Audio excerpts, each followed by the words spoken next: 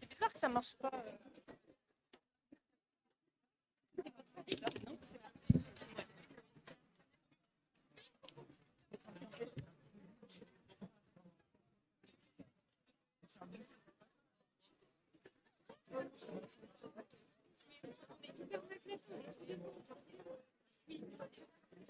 Attends, t'as fait le chat, on va faire ça.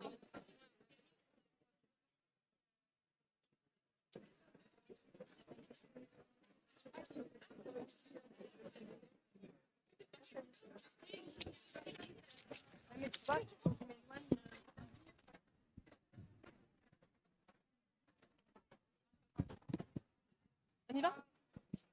Alors, nous allons vous présenter le BTS SP3S au lycée Renan à Saint-Brieuc avec des étudiantes qui sont en deuxième année, issues de Bac Pro et Bac Techno. Et puis, comme ça, si vous avez des questions, eh bien, on pourra y répondre après cette petite présentation. Donc, bon, voilà, on dit que, on dit que, il y a un petit problème. Ouais. On dit que c'est un BTS donc contrôlé par l'État dans le sens où c'est la formation aussi qui est contrôlée par l'État. Hein, donc, faites bien attention à ça. Donc, reconnu par l'État, le diplôme et la formation également. Ce BTS, il est rénové depuis cette année. Donc, il n'y a pas énormément de changements sur le principe même. C'est un peu plus c'est un peu la même finalité, mais organisée un petit peu différemment. Alors, première chose qu'il faut bien avoir en tête, c'est que c'est un BTS qui permet d'acquérir des compétences techniques et administratives. C'est-à-dire que c'est un BTS administratif avant tout. Avec, par exemple, aussi des connaissances autour des publics, des demandeurs de soins, des demandeurs de soins, de prestations sociales. Donc, bien avoir en tête que vous ne faites pas de ce BTS-là pour être travailleur social, pour être éducateur spécialisé, pour être assistant social, etc. On n'est pas au départ sur de la formation destinée à être éducateur. Par contre, nous avons pas mal d'étudiants qui, une fois ce BTS acquis, une fois qu'ils ont fait ce BTS SP3S, vont intégrer une école d'éducateur, une école d'assistante sociale, etc. On verra ça après, vous verrez un peu les différents métiers vers lesquels se tournent nos étudiants. Donc, c'est vraiment des compétences, il faut bien comprendre ça, des compétences techniques, administratives, relationnelles. Mais c'est vrai, tournées vers le social.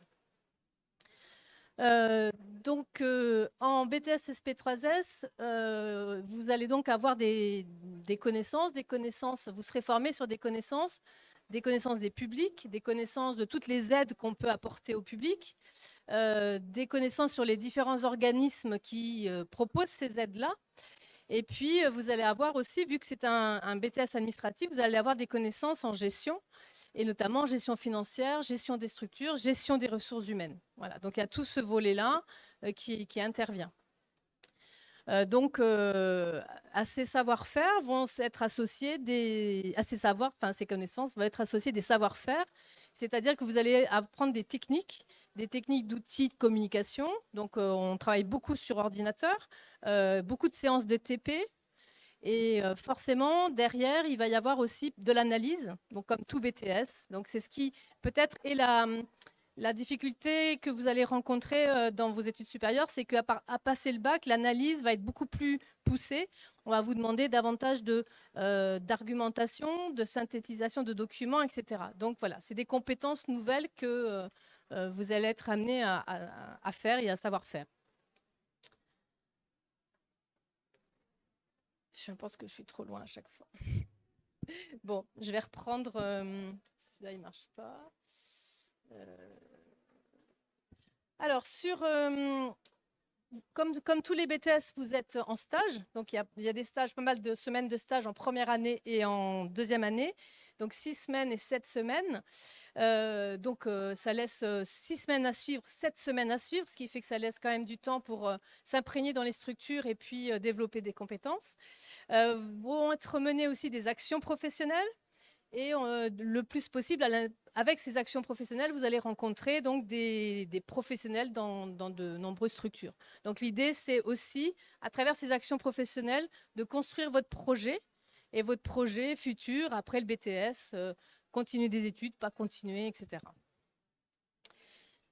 Alors, pour essayer d'être le plus concret possible, on va vous donner un peu des structures de stage. Donc, les stages où sont faits les stages par nos étudiants. Donc, on retrouve les CCAS. Alors, les CCAS, je ne sais pas si vous voyez ce que c'est, mais c'est le centre social dans les communes, dans les mairies, par exemple. Vous allez avoir des lieux de stage dans le centre social, dans des associations aussi. Par exemple, on a pas mal de partenariats avec les Restos du Cœur, avec le Secours populaire, etc. Il faut mener des actions terrain, mais ça doit être des actions terrain, il va y avoir derrière des compétences administratives à avoir. Ça peut être des stages au conseil départemental, à la caisse primaire d'assurance maladie, donc la sécurité sociale. Il peut y avoir des stages dans les EHPAD, à l'hôpital. L'hôpital, par exemple, Yves Le Foll prend pas mal de stages en secrétariat médical, par exemple. Donc voilà, pour vous montrer un petit peu la variété. Alors, là, je vais peut-être repasser parce que ça déforme tout. Je vais repasser avec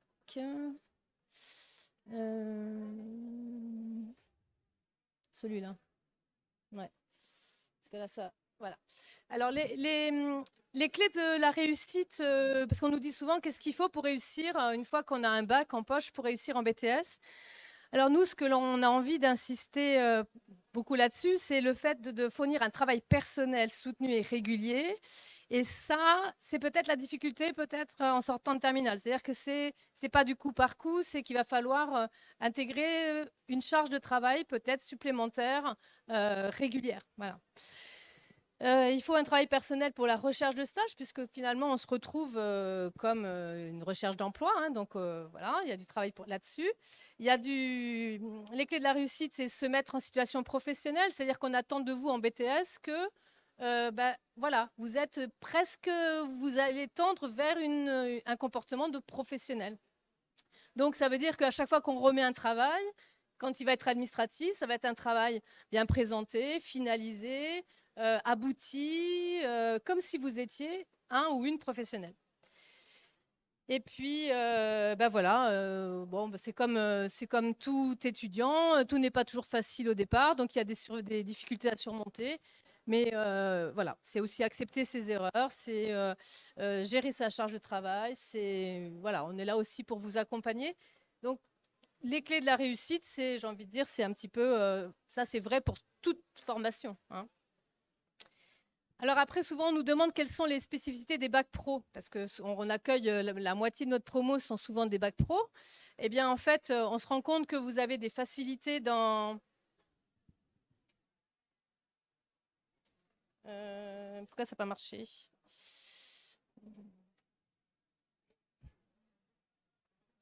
Bon. Ça ne tourne plus.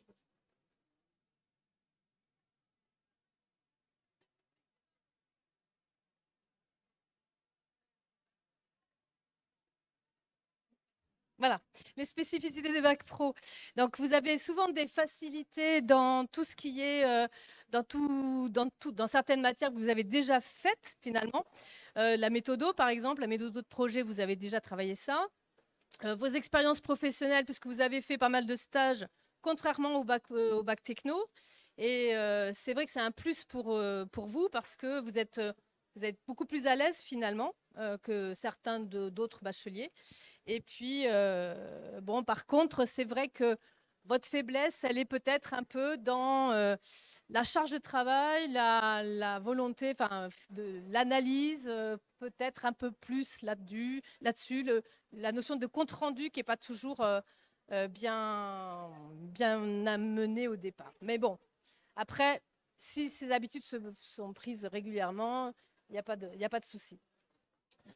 Alors, pour petite précision sur les spécificités aussi de ce BTS-là, donc on est bien d'accord. En fait, l'idée, c'est de bien comprendre que ce BTS forme des techniciens. Donc, qui dit technicien, mais administratif, donc il doit former des écrits avec une qualité rédactionnelle. Voilà, l'écrit va être important dans ce BTS-là. La gestion, on dit souvent, voilà, il ne faut pas avoir peur des chiffres, même si ce ne sont pas des maths, mais c'est quand même, beaucoup de chiffres. Et puis, comme je l'ai dit en début de parcours, ça donne un diplôme de technicien, mais pas de travailleur social. Bon, les épreuves, je vous en parle rapidement. Donc, il y a des épreuves qui sont en cours de formation, c'est ce qu'on appelle les CCF. Et puis, il y a trois épreuves finales. Donc, bon, ça, vous pourrez éventuellement passer sur notre stand si vous voulez des spécificités. Nos étudiants, quand ils viennent dans ce BTS-là, poursuivent leurs études la plupart du temps. 60% d'entre eux poursuivent après un BTS. Et puis là, je vais vous parler un petit peu des débouchés. Que deviennent nos étudiants une fois qu'ils ont eu ce BTS-là? Alors, il peut y avoir, on va travailler par thème. Vous allez avoir des débouchés qui vont avoir lieu dans le milieu hospitalier, donc cabinet médical, EHPAD, etc. Vous avez à gauche tous les métiers qu'ils occupent actuellement. Et à droite, vous avez la formation qui a pu être faite après un BTS. Donc, dans le milieu hospitalier, alors évidemment, quand on met responsable d'EHPAD, on a une ancienne étudiante qui est comme ça, mais elle n'est pas devenue responsable d'EHPAD en sortant du BTS. Il y a eu pas mal d'années d'expérience qui a fait que. Mais on retrouve des assistants médico-administratifs, ce qu'on appelle aussi la secrétaire médicale, hein, et ça s'appelle aussi comme ça.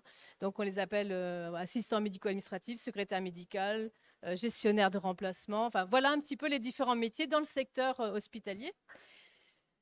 Vous avez aussi des débouchés dans la protection sociale. Exemple, à la sécurité sociale, en tant que technicien conseil, technicien prestation, agent administratif. Voilà, ça vous donne aussi.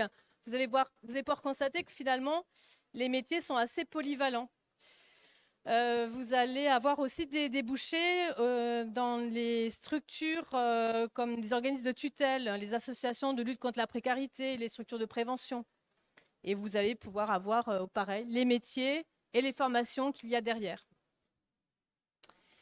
Et puis, on peut avoir aussi des métiers autour des structures en lien avec les personnes handicapées. Mais on retrouve toujours ces métiers d'adjoint administratif, d'instruction de dossier, etc.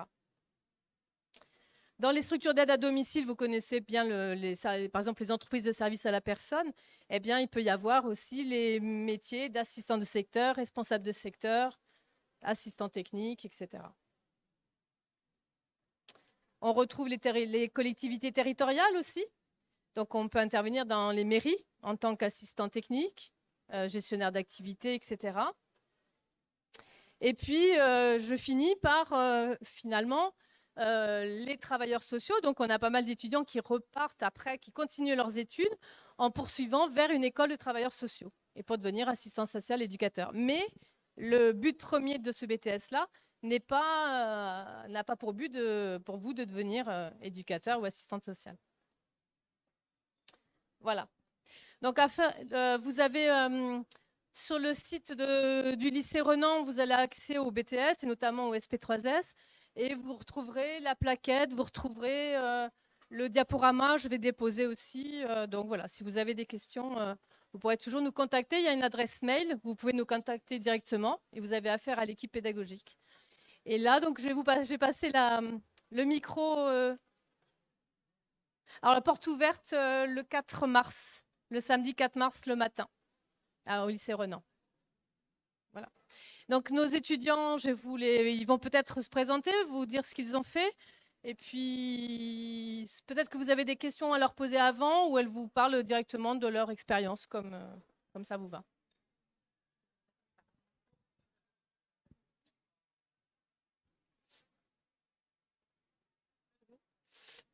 Bonjour à tous, donc moi je m'appelle Sarah et j'ai fait un bac ST2S avant de venir au BTS SP3S. Et du coup mon premier choix après le bac ST2S c'était de rentrer dans ce BTS car c'est surtout la suite du bac ST2S. On revoit tout ce qui est sanitaire, social. Après ce qui change beaucoup dans le BTS c'est tout le côté gestion et des ressources humaines qu'on voit pas du tout en ST2S et tout, comme disait notre professeur, tous les côtés stage et tout, parce que nous en bac technologique on fait pas du tout de stage mais ça se fait bien et puis c'est bien de faire des stages parce que ça nous montre la réalité du terrain. Et voilà, et je dirais qu'en BTS, ce qui change beaucoup par rapport au bac, c'est qu'il faut être beaucoup plus autonome et faire plus de travail personnel. Donc bonjour, moi c'est Juline, j'ai fait un bac techno du coup à Renan aussi avec Sarah. Du coup je dirais la marche qu'il y a un peu plus avec le lycée, c'est un peu plus travail personnel, mais sinon ça te fait bien, il n'y a pas trop de marche. Juste la gestion, c'est pas du tout pareil, du coup ça n'existait pas du coup en bac techno. Et les stages aussi c'est vachement mieux qu'en bac techno, on n'avait pas du tout de stage, mais vraiment il est accessible à tout, je trouve le bac SP3S avec beaucoup de débouchés. Donc bonjour à tous, moi c'est Justine, je sors d'un bac pro SAPAT au lycée de Xavier Graal de Loudéac. Donc moi je trouve que ça change parce que du coup il y a beaucoup moins de TP sur le terrain, on va dire c'est pas du tout les TP ça va être sur l'ordinateur, les choses comme ça, donc c'est beaucoup moins manuel que le bac pro SAPAT. Et sinon moi du coup une marge de travail beaucoup plus importante entre le bac pro et le BTS parce que il y a beaucoup de choses à rendre et c'est pas du tout pareil que le bac pro. Et sinon c'est tout. Bonjour, moi je m'appelle Clémentine et je sors aussi d'un bac pro SAPAT comme Justine. Et je sais pas trop quoi dire, elles ont un peu tout dit, mais je trouve qu'il est vraiment accessible pour tout le monde. Et ça demande une charge de travail, mais je trouve qu'elle n'est pas énorme si on écoute vraiment en cours et qu'on participe à tous les TP et tout. Je trouve que c'est accessible au bac pro. Enfin, moi j'ai pas eu de problème, toi non plus. Voilà, parfait. Donc, accessible au bac pro, vous avez affaire à 2 étudiantes qui sont en 2e année, donc qui ont déjà fait leurs preuves et qui ont passé le cap de l'adaptation. Et deux personnes qui viennent de bac pro et 2 qui viennent du bac ST2S. Mais on a quand même 2 bacs pro, quoi. Ça patte. Bon, c'est pas très... C'est comparable à SSP. Hein. Dans la classe, il y en a plusieurs aussi. Dans la classe, il y a plusieurs, il y a quasiment la moitié qui viennent d'un bac pro SAPAT à SSP ou gestion. Donc, c'est vraiment accessible au bac pro, il n'y a pas de souci.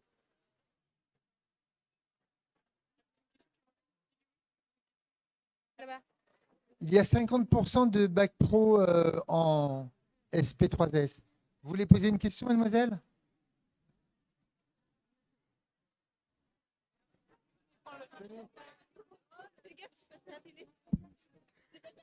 Où vous avez vous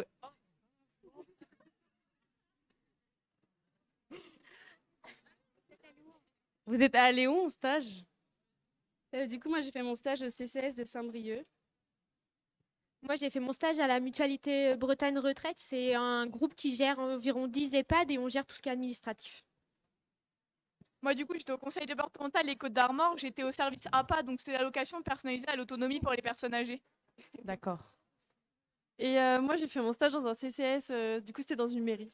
Et là, en 2e année, on a un stage au mois de janvier et moi, je vais le faire au Resto du Cœur avec Juline. Ah, d'accord, merci.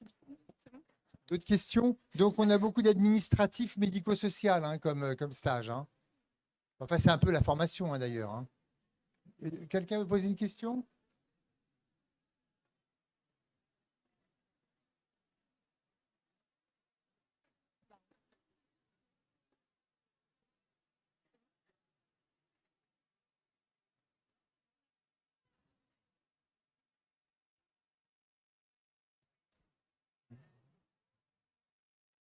Oui. Bon, vous remercie. Bon, voilà, merci. Donc, les journées portes ouvertes en mars, le samedi 4 mars, c'est ça? Et il y a le stand là si vous voulez voir d'autres choses.